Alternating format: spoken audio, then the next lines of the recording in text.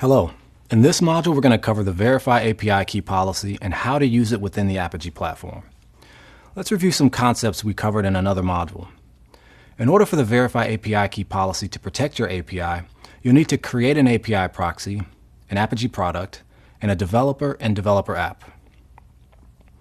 Once you create these, then Apigee will create a client ID and secret. The client ID, which is also called the consumer key, can be included on the API request. Let's review an Apigee product. It can have one or more proxies included. In this example, there are 3 API proxies and each proxy has 3 resources. If we define a product in Apigee named Product A, then it would only allow an app developer to access the 3 highlighted resources. You can create an API product in the Apigee Edge UI. The product can be scoped to an environment, and you can also enter this quota for the product.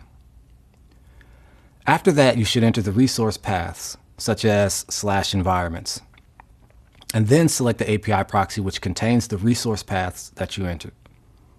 Now let's review app developers. After you create a product, then the next step is to create the app developers that need access to your product. If necessary, you can add custom attributes that can be consumed within an API proxy flow. The last item to review is the developer app. The developer app includes all the products to which the developer has access. From this screen, you can see that a developer app can have access to more than one product. If we look at the developer app, you can see the consumer key and secret that was created by Apigee Edge. You should attach the Verify API Key policy to the preflow of the proxy that you want to protect.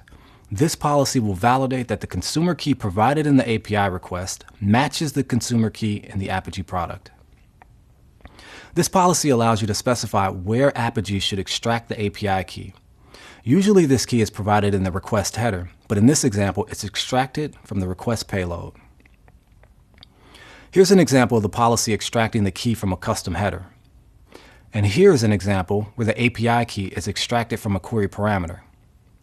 Once the policy is attached, you can enable the trace in the Apigee Edge UI and send a request with the valid consumer key as a query parameter.